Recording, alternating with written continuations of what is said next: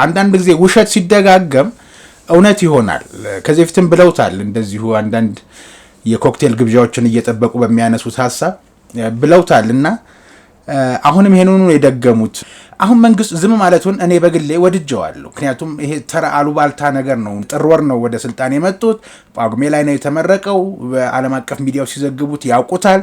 አሁን በአናት መጥተው ይሄን ነገር ማንሳታቸውን መንግስት ሳይሆን መልስ ሊሰጣቸው የሚገባ ዝምታው መንግስት በሚነሳበት ጊዜ ራሱ ተነስቶ መልስ ይስጥ። ግን እንደ አንድ ሉዓላዊ ህዝብ የኔ ሀብት ነው፣ በሀብቴ አትቀልድ፣ ድንበሩን አትለፍ የሚል እንደ ህዝብ ያስፈልጋል። ስለዚህ መላው ኢትዮጵያውያን ምንድነው ማድረግ ያለባቸው የሚለውን ሐሳብ አንተ በደንብ አጽንኦት ሰጥተህ እንዳነሳኸው የውጭ ጫናን ለመቋቋም ትልቁ ምሰሶ የውስጥ ሰላም ነው። አንደኛው ውስጥ ላይ ያሉ ችግሮችን በዘላቂነት መፍታት ያስፈልጋል። በሌላ መልኩ ደግሞ የሰከን ያለ ዲፕሎማሲ ያስፈልጋል። ይሄ ሰከን ያለ ዲፕሎማሲ ምንድነው?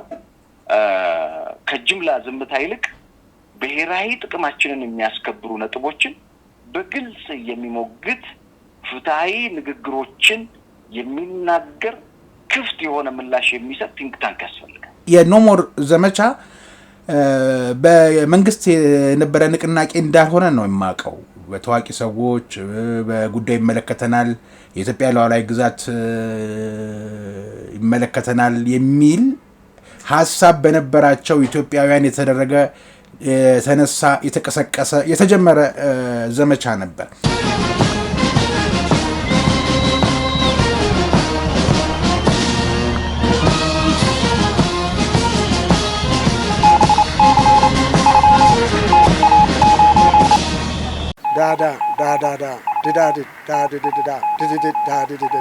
ሞርስ ማለት ይችላል። ይህ ሞርስ ነው የሚያዘጋጀው ወንድም ኢዮብ። ጤና ይስጥልኝ። ይህ በሞርስ ኮሚኒኬሽን ተዘጋጅቶ የሚቀርብላችሁ የሞርስ አጀንዳ የተሰኘው መርሃ ግብራችን ሲሆን በምድር ኃይል ፎሌን ሲነፋ፣ በባህር ኃይል ማስተሪንግ፣ በአየር ኃይል ፓሬድ ሲደረግ ወደ እናንተ የሚደርሰው የሞርስ አጀንዳ እነሆ ጀመረ።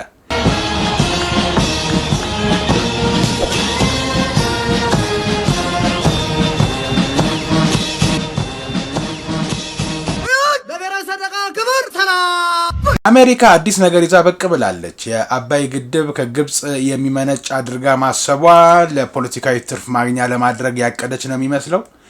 ቀይ ባህርን ለመቀራመት የሚፈልጉ ኃይሎች ጂኦፖለቲካውን ሲቀያይሩት የማታ ማታን የማለው ካይሮን ይዤ አልሲሲን ተደግፌ አይነት ነው ንግግሯ።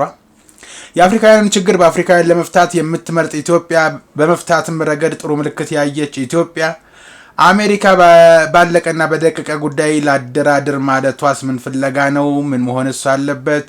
የሚለውን ቀጠናዊና ወቅታዊ አጀንዳ አንስተን ሀሳብ እንለዋወጣለን። የዘወትር የሞርስ አጀንዳ ተንታኝ፣ የመቻል የልቀትና የአመራር ማበልጸጊያ ማዕከል መስራችና ዋና ስራ አስፈጻሚ፣ ከ20 ዓመታት በላይ ጋዜጠኛና የማህበረሰብ ሳይንስ ተመራማሪ መሐመድ ሲራጅ ዋበላ አብሮናል።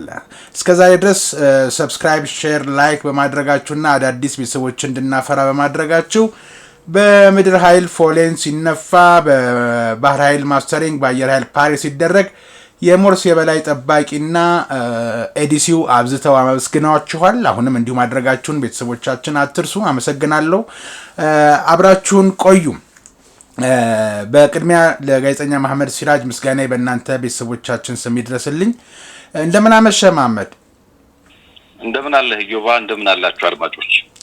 ቀደም ሲል ለመነካካት ሞክር ያለው ብዙን አንተ እየደከምክበት እንደሆነ በዚህ በሰሞነኛው የአሜሪካ ጉዳይ አውቃለሁ። ግን መግቢያው ላይ በጥቂቱ ለተመልካቾቻችን ለማመላከት ሞክር ያለው ምንድነው የትራምፕ ሀሳብ ማለት ይቻላል? ሰሞኑን የናይል ወንዝ በእሳቸው አባባል የተገደበው የታላቁ ህዳሴ ግድብን ተንተርሰው ከግብጽ እንደሚመነጭ ነበር የማውቀው ነው የሚሉት። ምን ማለት ነው? እስኪ ከዚህን ጀምር ማሜ። በጣም አመሰግናለሁ። በነገራችን ላይ ያው ሁሌ እንደምንለው በዓለም አቀፍ የዲፕሎማሲ ህግ ወገንተኛ የምትሆነው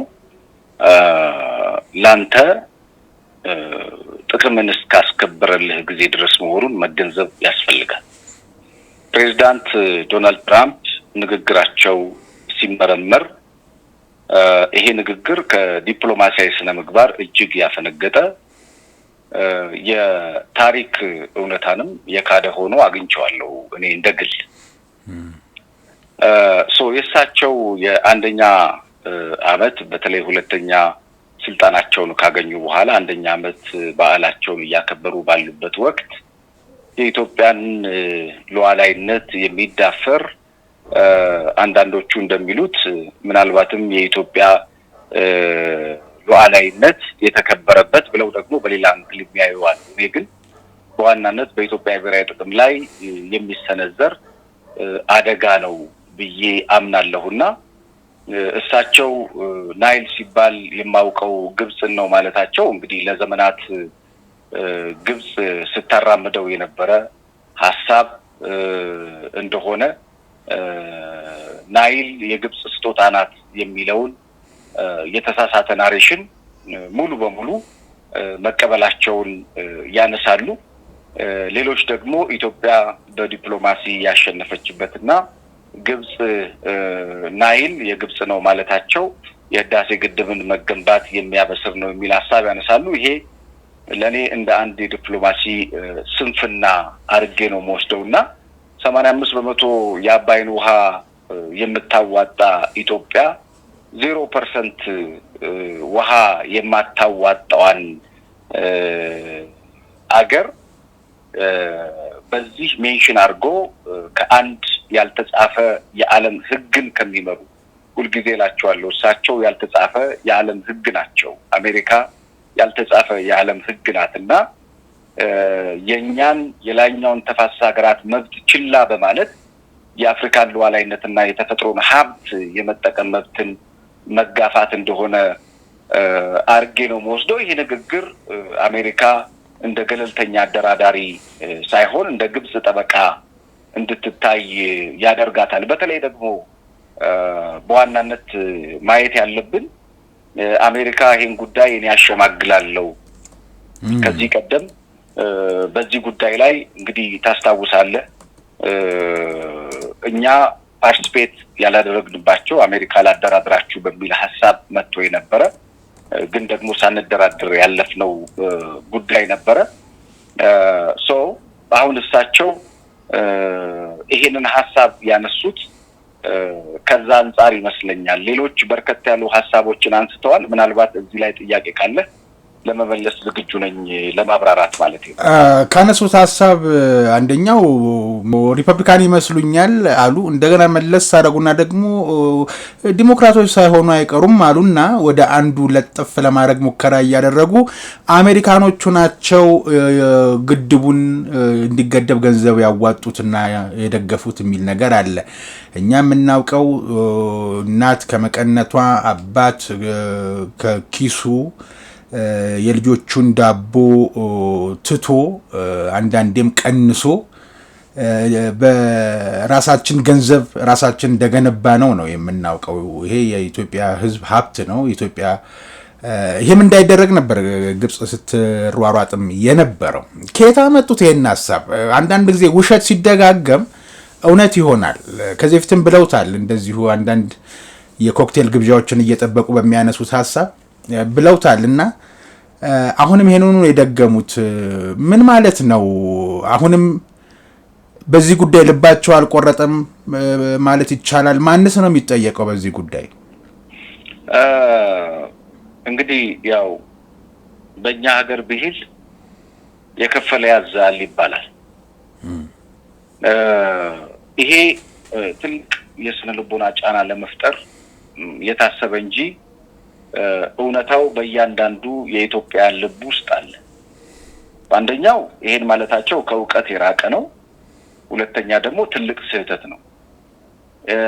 የፋይናንስ ስርዓቱን ለማየት የፋይናንስ ተቋማትን ትራንዛክሽን በህዳሴ ግድብ ላይ ያለውን መመልከት ይቻላል።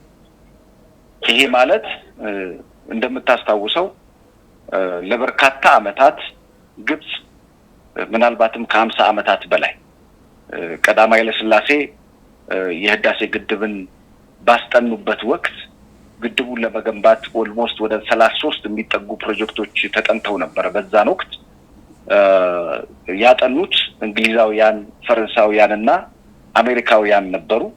በዛ ጥናት ውስጥ የፋይናንስ ፍለጋ ያን የነበረውን የወርልድ ባንክ IMFን ጨምሮ በርካታ ቦታዎች ላይ እንደምታውቀው ግብጽ የኢትዮጵያን የህዳሴ ግድብን የሚገዳደሩ በጣም በርካታ ተቋማት ላይ ልጆቿን አስተምራ ዓለም አቀፍ የሆኑ ተቋማቶች ላይ አስገብታለችና በዛ ማዕቀፍ እና በአረብ ሊግ አማካኝነት እነዚህ ቦታዎች ላይ ኢትዮጵያ ምንም አይነት ብድር እና የገንዘብ ጉዳይ በአባይ ወይንም በናይል ወንዝ እሷ እንደምትለው ጉዳይ ላይ ምንም አይነት ብድር እንዳታገኝ ሰፊ ጥረት አድርጋ ተሳክቶላታል።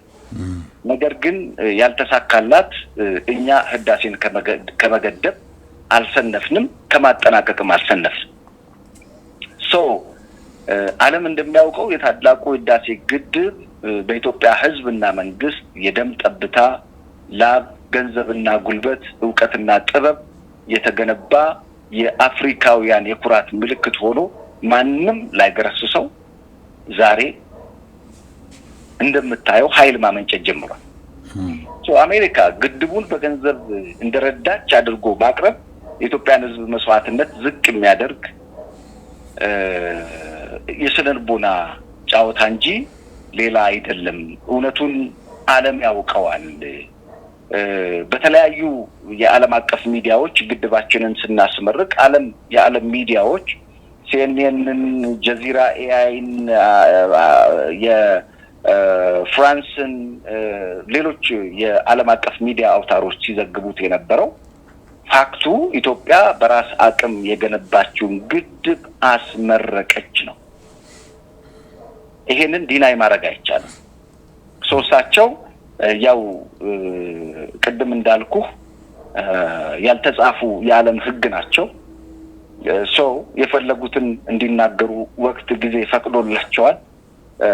እንዲናገሩ እንፈቅድላቸዋለን። ነገር ግን ያው ሁሌ እንደሚባለው ሉዓላዊነታችን ላይ የማንደራደር ህዝቦችን እንደዚህ ያሉ የስነልቦናዊ ጫና ለመፍጠር የሚደረጉ የሉዓላዊነት ጥቃቶች የሚመክት ደግሞ ስራዎች ያስፈልጋሉ። ወደ በኋላ መውጫችን ላይ የምናነሳቸው ይሆናል። እሺ አይ እንደው ከዚሁ ጋር አያይዘ እንድትመልስልኝ ብዬ ነው።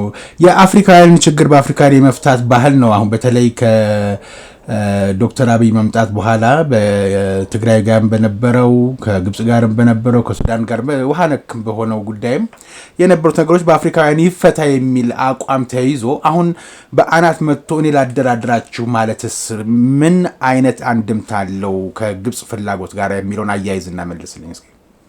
በጣም ጥሩ። ይሄንን ከማንሳታችን በፊት ግን በጣም አደገኛ የተናገሩትን ሐሳብ እናንሳና በማጠቃለያችን ቅድም ያነሳው ለምንድን ነው እሳቸው ላደራድራችሁ የሚል ሐሳብ ግብጽም ወደዛ እየሄደች ያለችው የሚለውን ነገር እንመለከታለን።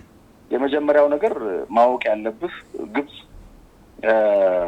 ያው ወደ ኋላ ሄደን ታሪክን ስንመረምር አፍሪካዊ እንደሆነች አታምንም።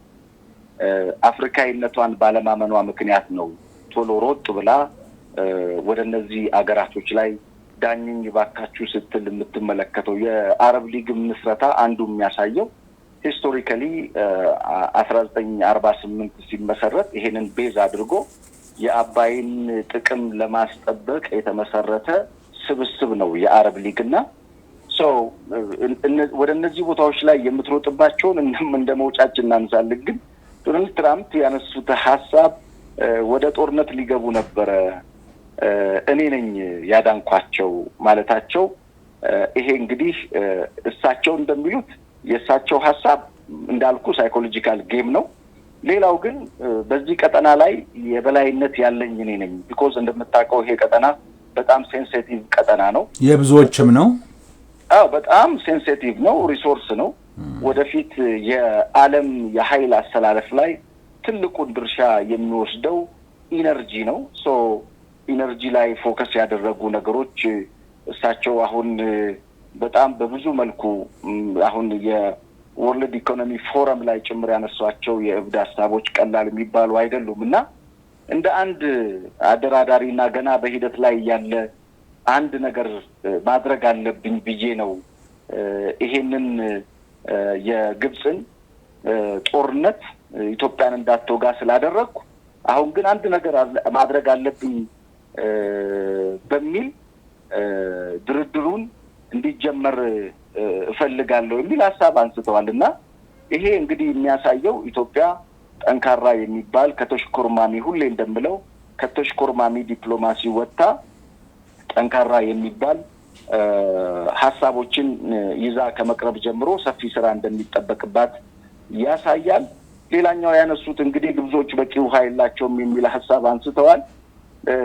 በነገራችን ላይ ይሄ ኢትዮጵያ በሚሊዮን የሚቆጠሩ ዜጎቿን ከጨለማ ለማውጣት ያላትን የኤሌክትሪክ ፍላጎትና የልማት ጥማት እሳቸው ችላ ማለታቸውን ያሳያል። ግብጾች ደግሞ በተቃራኒው ይህን ሐሳብ ኢትዮጵያ ክፍያ ልትከፍለን ይገባል፣ ማብራት በነፃ ልትሰጠን ይገባል የሚለውን በደንብ አድርጎ መገጣጠም ያስፈልጋል። ይሄ እንግዲህ ያው እኛ የዚህ የምስራቅ አፍሪካን ጉዳዮች በደንብ ስለምንከታተል ማምናል የሚለውን ነገር በደንብ የመገጣጠም ልምዱ ስላለን ይሄንን አካባቢ በደንብ አድርገህ ትመለከተዋለህ። ትራምፕና አርሲሲ መናበባቸውን ወይንም ደግሞ ያው መሀል ላይ ያለ የድለላ ስራ እንዳለ መመልከት ያስፈልጋል።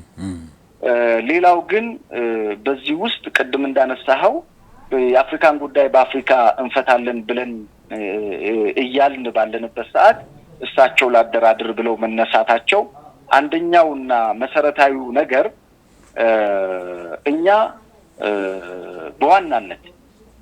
በዋናነት ኢትዮጵያ ለዘመናት ስጥር የነበረው ሐሳብ ነበረ። የአፍሪካ ጉዳይን በአፍሪካ ነው መፍታት ያለብን የሚል የቆየ የኳሜ ንክሩማ የአፍሪካ አንድነትን ሊያጠናክሩ የሚችሉ ሐሳቦችን ሲያነሱ የነበረበት ከዚህ ቀደም ለነበሩን ተሞክሮችም ስናነሳ የነበረ ሐሳቦች ነበሩ። ነገር ግን በዚህ በኩል መዳኘት አልፈልግም የሚለው ሐሳብ ትራምፕ ከቤተ መንግስት አገር መሪዎችን ጭምር ጆሮ ቆንጥጠው የሚያነሱ የዓለም መንግስታት ዝም ያላቸው ኃያል ሊሆኑ ስለሆኑ በሳቸው በኩል በመሄድ ጉዳያችንን እናስፈጽማለን የሚል የትራምፕን ፍላጎት ለማስፈጸም የኢትዮጵያን ስትራቴጂካዊ ጥያቄ ለመደምሰስ የተደረገ እንግዲህ ለማስፈራራትም የተሞከሩ ነገሮች አሉ። እነዚህ ነገሮችን ለማድረግ ነው የአፍሪካ ህብረትን ጥሰው የሄዱት። በሌላ መልኩ የአፍሪካ ህብረትን እኮ የመሩበት ጊዜ አለ። የአፍሪካ ህብረትን በመሩበት ጊዜ ኢትዮጵያን በርካታ ጥቅሞችን አሳጥተዋል በወቅቱ እንደምታስታውሰውና አሁንም ደጋግሜ በዚህ ጉዳይ ላይ ሳይ ያገኘዋቸው ነገሮች ለቀጠናው ሰላም የሚያስፈልገው የሶስተኛ ወገን ወይንም አደራዳሪ መግባት ሳይሆን የአፍሪካን ጉዳይ ለአፍሪካ መተው አስፈላጊ የሆነ ይመስለኛል። በዚህ ውስጥ እንግዲህ የኢትዮጵያ ዝምታ እንደ ሁለት ሊወሰድ ይችላል። እስካሁን ድረስ ኢትዮጵያ የሰጠችው ምላሽ የለም በድርድሩ። ኤርትራና ሱዳንና ግብጽ ምላሻቸውን ሰጥተዋል። የኢትዮጵያ ዝምታ በሁለት መንገድ ሊወሰድ ይችላልና አንደኛው እንደ ንቀት ሊወሰድ ይችላል፣ ሁለተኛው ደግሞ እንደ ዝግጅት ሊወሰድ ይችላል።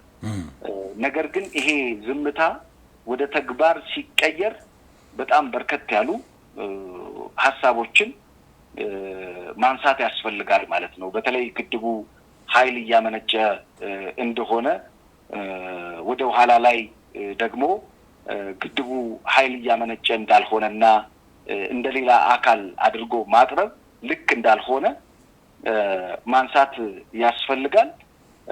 ለኢትዮጵያና ኢትዮጵያውያን በተለይ በውስጥ ጉዳያችን ላይ ያለንን ልዩነት ወደ ጎን በመተው ይሄ አሁን ያለውን የአባይ ጉዳይ ላይ በአንድ ድምጽ መቆም ያስፈልጋል። ልክ የኖሞር እንቅስቃሴን እንዳደረግነው ሁሉ አሁንም ከዚሁ ዓለም አቀፍ ድምጻችንን ማሰማት ያስፈልጋል። ምክንያቱም ቀድሞ የጮሁት ኦሬዲ ሐሳባቸው እንዲነሳና ዓለም አቀፍ እንዲሆን እያደረጉ ስለሆነ ሌላው የሚዲያ ተቋማት ልክ እኔና አንተ ያለንን ጊዜ ያለንን ዕውቀት ያለንን ሀብት ትነስም ትብዛ ቤተሰቦቻችንን እናስተዳድረው ስራ እየሰራን ነው፣ ጊዜ እየሸጥን ነው። ይሄንን ጊዜ መስዋዕት አድርጎ የሚሰራ የሚዲያ ቲንክ ታንክ ግን ያስፈልጋል። ምክንያቱም ግድቡ በኢትዮጵያ ላብና ገንዘብ እየተገነባ ሆኖ የአባይ ባለቤት እኛ ሆነን ታሪኩ እኛ ሆነን የተፈጥሮ ሀቅ እኛ ሆኖ ግን ለዓለም አቀፉ ማህበረሰብ የደረሰው ሌላ ነው። ስለዚህ ይሄንን በሰፊው ለማሰራጨት የብሔራዊ ሚዲያዎችም ይሁን እንደኔና እንዳንተ እንደዚህ ያሉ ሐሳቦችን የሚያነሱ ሚዲያዎች፣ ቲንክ ታንኮች፣ ሶሻል ሚዲያ ላይ ያሉ ጦማሪዎች፣ ጸሐፊዎች፣ የኪነ ጥበብ ባለሙያዎች መላው ኢትዮጵያውያን በዚህ ጉዳይ ላይ እባካችሁ በአባይና በቀይ ባህር ጉዳይ ላይ ከኢትዮጵያ ጎን ቁሙ የሚል አጠር ያለ መልእክት አለኝ። መልካም መሐመድ፣ ንቀትና ዝግጅት እያደረገች ይሆናል። በሁለት በኩል ይታያል። የያዘችው ሰይፍ በዚህኛውም ስለት ነው ያልከው ሐሳብ እስማማበታለሁ። አንደኛ እንዲህ አይነት የሐሰት ትርክት በመረጃም በማስረጃም በታሪክም በዓለም አቀፍ ሕግም ተጽፎና ታውቆ ያለን ነገር አባይ ከካይሮ ነው የሚነሳው የእሷ ነበር የሚመስለኝ አጉል ቅድም እንዳልከው እንዳልተጻፈ ሕግ ሆነው ለማቅረብ ካልሞከሩ በስተቀር የሚያዛልቅ አይደለም። ይሄንን ንቀትና ንቆ መተው ማሳለፍ አንድ ጉዳይ ነው። ምን ብዬ ልመልስ የሚለውንም ማሰብ ደግሞ እንዴት አይነት ዲፕሎማቶችን ላሰማራም የሚለውም እውነቴ አንዳንድ ጊዜ እውነት የሚሸፈንበት ጊዜ አለ ውሸታሞች ሲበዙና ደብዳቤውን የደረሰው ለፕሬዚደንት ታዬ አጽቀሥላሴ ነው። እሳቸው ገና በድርድር የተባበሩት መንግስታት ቋሚ አምባሳደር ሆኖ በነበረበት ጊዜ ጀምሮ በደንብ የሚያውቁት ጉዳይ ነው። በጣም ብዙ ማስረጃዎች እጃቸው ላይ ከቦርሳቸው እያወጡ ሊያሳዩ የሚችሉት ነገር አለ። እንደ ርዕሰ ብሔር ብቻ ሳይሆን አንድ ሀሳብ ግን ይታየኛል እኔ ምናልባት ታጎለብተዋለህ ወይም ታርመኛለህ መሐመድ፣ ጉዳዩን በጣም በጥልቀትና በቅርበት ስለምትከታተለው። አሁን መንግስት ዝም ማለቱን እኔ በግሌ ወድጀዋለሁ። ምክንያቱም ይሄ ተራ አሉባልታ ነገር ነውና ጊዜን እዚህ ላይ አጥፍቶ ከልማት ወደ ኋላ መመለስ በአባይ ጉዳይ ላይ ያለህን በተለይ በስተግርጌን ልማቶችን አቁሞ መልስ መመላለሱ ሳይሆን ህዝቡ ግን እንደ ህዝብ እኔ የኖሞር ዘመቻ በመንግስት የነበረ ንቅናቄ እንዳልሆነ ነው የማውቀው። በታዋቂ ሰዎች በጉዳይ ይመለከተናል፣ የኢትዮጵያ ሉዓላዊ ግዛት ይመለከተናል የሚል ሀሳብ በነበራቸው ኢትዮጵያውያን የተደረገ የተነሳ የተቀሰቀሰ የተጀመረ ዘመቻ ነበር። አሁንም እጅሽን ከላይ ላይ አንሺ በማታውቂው ታሪክ የሚል ከመንግስት ሳይሆን ከሌላ የህብረተሰብ ክፍል ከኤሊቱ ሊሆን ይችላል፣ ከጋዜጠኞች ሊሆን ይችላል፣ ከሚመለከታቸው የዘርፉ ባለሙያዎች ሊሆን ይችላል፣ ከታሪክ ተመራማሪዎች ሊሆን ይችላል፣ ከተፎካካሪ ፓርቲዎች ሊሆን ይችላል። እንዲህ አይነት የበቃ ይብቃ አይነት ዘመቻ ሊጀመር አይገባም ወይ? ይሄ መንግስት ብቻ አይደለም አሁን የሚመለከተው። ትላንትና እሳቸው ጥር ወር ነው ወደ ስልጣን የመጡት። ጳጉሜ ላይ ነው የተመረቀው። በዓለም አቀፍ ሚዲያው ሲዘግቡት ያውቁታል። አሁን በአናት መጥተው ይሄን ነገር ማንሳታቸውን መንግስት ሳይሆን መልስ ሊሰጣቸው የሚገባው ህዝቡ ሊሆን ይገባል የሚል እምነት አለኝ። ተሳስቼ ይሆን? እንዳነሳውልህ ነው። ለምን ይመስልሃል? እኛን እኮ ከአፍሪካ ህብረት ገሸሽ ያደረጉን እኮ የትራምፕ ለህብረቱ ያላቸው ዝቅተኛ ግምት ብቻ እንዳይመስል፣ ሽምግልናው በአሜሪካ ቁጥጥር ስር እንዲደረግ መፈለጋቸው አፍሪካዊ መፍትሄ የሚለውን መርህ አደጋ ላይ ለበጣል። አፍሪካዊ መፍትሄ አደጋ ላይ ሲጣል ቅድም እንዳነሳውልህ በተለይ ደግሞ የኖሞር እንቅስቃሴ ሰፊውን ድርሻ የሚይዘው በአፍሪካ ደረጃ በአህጉር ደረጃ ነበር ያኔ መነሳት የተነሳው። ከዛ በኋላ ነው ወደ ዓለም አቀፍ ሄደ። ስለዚህ መላው ኢትዮጵያውያን ምንድነው ማድረግ ያለባቸው የሚለውን ሐሳብ አንተ በደንብ አጽንኦት ሰጥተህ እንዳነሳኸው የውጭ ጫናን ለመቋቋም ትልቁ ምሰሶ የውስጥ ሰላም ነው። አንደኛው ውስጥ ላይ ያሉ ችግሮችን በዘላቂነት መፍታት ያስፈልጋል። በሌላ መልኩ ደግሞ የሰከን ያለ ዲፕሎማሲ ያስፈልጋል። ይሄ ሰከን ያለ ዲፕሎማሲ ምንድነው? ከጅምላ ዝምታ ይልቅ ብሔራዊ ጥቅማችንን የሚያስከብሩ ነጥቦችን በግልጽ የሚሞግት ፍትሃዊ ንግግሮችን የሚናገር ክፍት የሆነ ምላሽ የሚሰጥ ቲንክ ታንክ ያስፈልጋል። ምክንያቱም ሉዓላዊነታችን ለሽያጭ የሚቀርብ አይደለም። የግድቡ ጉዳይ የህልውና ጉዳይ እንጂ የንግድ ስምምነት አይደለም። ለዓለም አቀፉ ማህበረሰብ በጽኑ ማስረዳት የኔና ያንተ አይነት ኢትዮጵያውያን በጣቱ አንድሮይድ የሚጠቀም ሁሉ የዚህ ድርሻ ባለቤት መሆን መቻል አለበት። ትክክል ነው ያነሳው ሐሳብ ማለት ነው። በኢትዮጵያም የአሜሪካ አምባሳደር ቅኔ መቀየት ነው የሚያቅታቸው እንጂ አማርኛውን በመስማት ደረጃ በደንብ እንደሚሰሙት አውቃለሁ። ይገባቸዋል። እንደው ቃል በቃልም የሸዋው፣ የጎጃሙ፣ የጎንደሩ አማርኛ እየተባለ ባይተነተንላቸውም ይገባቸዋል። በተለይ ኢትዮጵያውያንን ስሜት ያውቁታል። በአባይ ግድብ ላይ ምን እንዳደረግን ያውቁታል። ረጅም ጊዜ ነው በኢትዮጵያ የቆዩትና አንዳንድ ጊዜም ለኤምባሲው መልእክት ማስተላለፍም በታዋቂ ሰዎች ደረጃ ያስፈልጋል። ዝምታው መንግስት በሚነሳበት ጊዜ ራሱ ተነስቶ መልስ ይስጥ። ግን እንደ አንድ ሉዓላዊ ህዝብ የኔ ሀብት ነው፣ በሀብቴ አትቀልድ፣ ድንበሩን አትለፍ የሚል እንደ ህዝብ ያስፈልጋል፣ እንደ አንድ የህብረተሰብ ተወካይ ያስፈልጋል የሚል እምነት ስላለኝ ነው። እኔም በአንተም እንደምናደርገው ሁሉ እኛ ኃላፊነታችንን እንወጣለን። ያለችን አንድ ሀገር ነች። ግን ይሄ እድል ደግሞ አባይ ለምን ተገደበ የሚሉ ፓስፖርታቸው የግብፅና የሌላ ሀገር የሆነ ግን ደማቸውና ዜግነታቸው የኢትዮጵያ የሆነ በዘመኑ ቋንቋ ባንዳነታቸውን በሚገባ ያረጋገጡ ኃይሎችም ስላሉ እነሱንም ሀይ ማለት ያስፈልጋል። እነዚህ አይነት ሰዎች ናቸው አሁን ሊቀጠሩና ይህን የሐሰት ትርክት አብረው ሊያባብሱ የሚችሉት የሚል ግምት ስላለኝ ነው። መሐመድ ማጠቃላይ ሀሳብ ካለ በዚህ ጉዳይ ላይ? የኔ ማጠቃላይ ሀሳብ እንግዲህ ኢትዮጵያ የውሃ ሉዓላዊነቷን ሳታስደፍር የምታደርገው የዲፕሎማሲ ጥበብ የቀጣዮቹን 50-100 ዓመታት ታሪክ ይወስነዋል። አሁን የሚደረጉ የዲፕሎማሲ ጥበቦች ናቸው የቀጣዮቹን ዓመታት ህልውና የሚወስኑት። ትላንትና የሰራናቸው ትንንሽ የሚመስሉ የቃላት፣ የጽሁፍ፣ የቋንቋ፣ የአውቆ ጥፋት ስህተቶች ትውልድን ዋጋ እያስከፈሉ ነው። ዛሬ እኛ እየከፈልን ያለነው ዋጋ አቅመቢስ ያደረገን ዋጋ ዝም ብሎ የመጣ አይደለም። አንዳንዱ ደለብረትሊ ነው፣ አንዳንዱ ደግሞ ባለማወቅ ነው።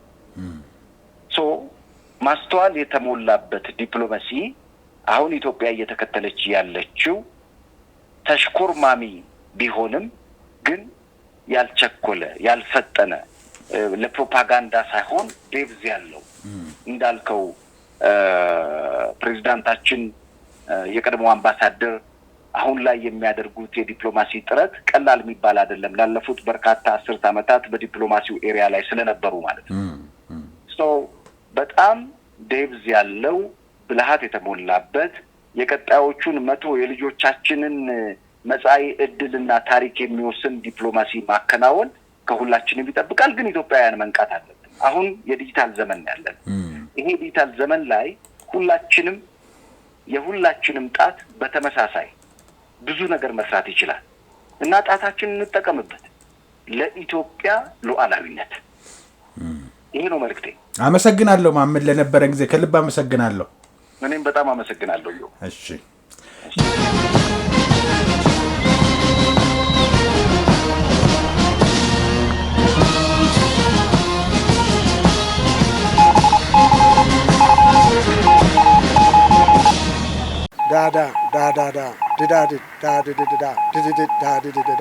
ሞርስ ማለት ይችላል።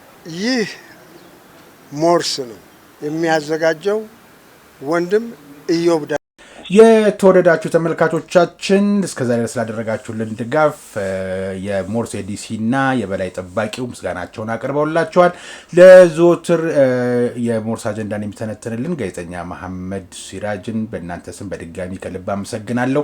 በቀጣይ በሌላ አጀንዳ እናገኛችኋለን። እስከዛው ድረስ አዳዲስ ቤተሰቦች እንድናፈራ ላይክ፣ ሼር፣ ሰብስክራይብ ማድረጋችሁን አትዘንጉ። የዛሬው መሰናዷችን ይህ ነበር። ጤና ይስጥልኝ።